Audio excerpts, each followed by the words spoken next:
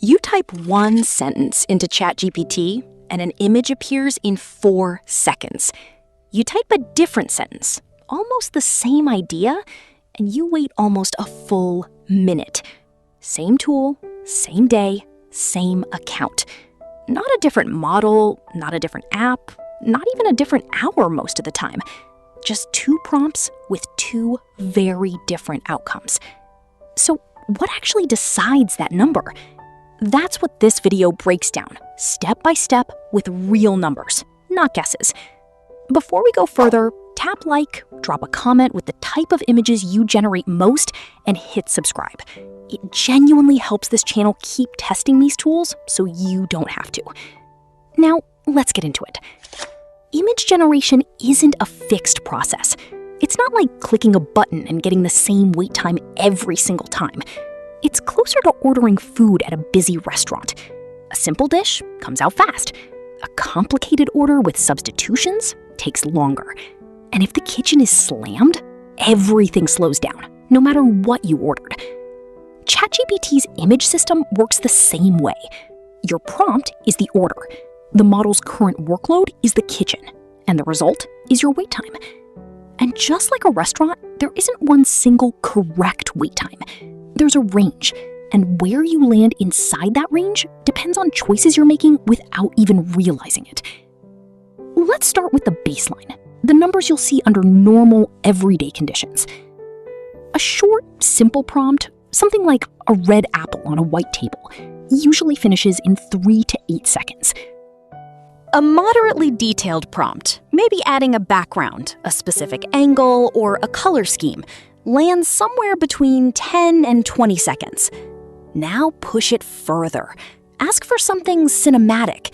A photorealistic red apple on a marble table, dramatic side lighting, shallow depth of field, ultra-detailed textures.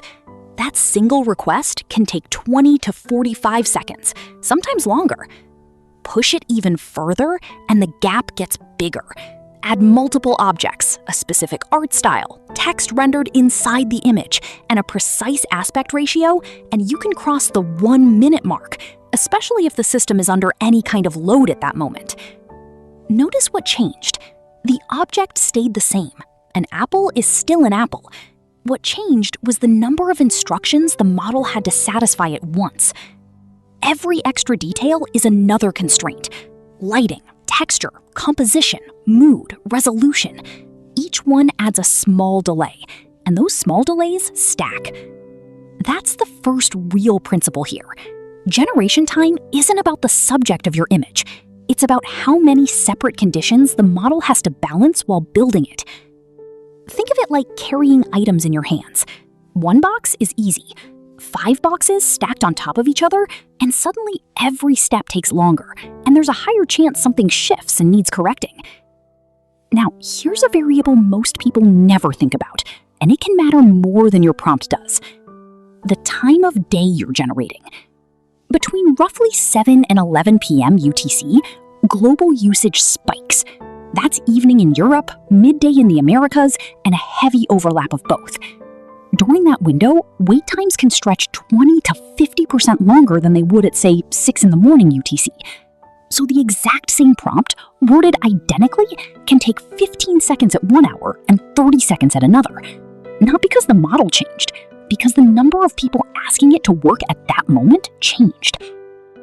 Picture 2 people on opposite sides of the planet, typing the exact same words into the exact same tool.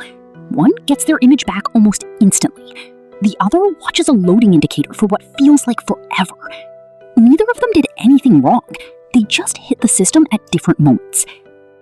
If you're generating images for work and speed actually matters to you, shifting your session by even a few hours can save real time over a week. Now, let's talk about the account here, because this is where people get confused.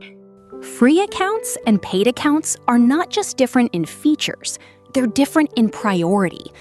Paid users get routed with priority processing, which means during busy periods, their requests jump ahead in the queue. Free users, especially during peak hours, can see wait times climb past 30 seconds, sometimes reaching a minute or more, particularly for anything complex. It's the same logic as boarding a flight. Everyone gets on the same plane, everyone lands at the same destination, but priority boarding skips the line when the line is long. When the airport is empty, that priority barely matters.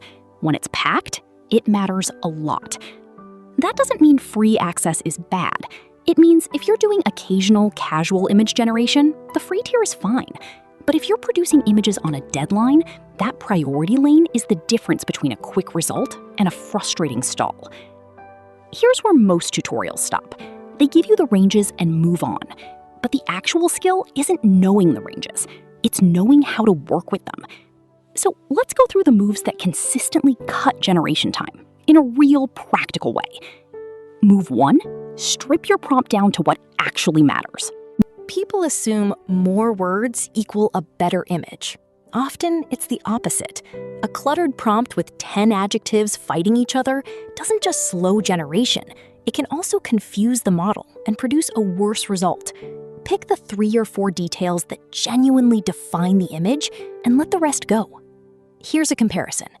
A cozy mountain cabin at sunset, warm light, wooden porch, snow on the roof, smoke from the chimney, pine trees, golden hour, cinematic, ultra-realistic, 8K, trending on art platforms, is packed with redundant descriptors that all point at the same mood. Trim it to a cozy mountain cabin at sunset, warm light, snow on the roof, and you keep the image intent, cut the processing load, and usually get a cleaner, more focused result. Move 2. Avoid stacking multiple edits into one request. If you upload a reference image and ask for 5 changes at once, adjust the lighting, change the background, fix the pose, add a filter, resize it.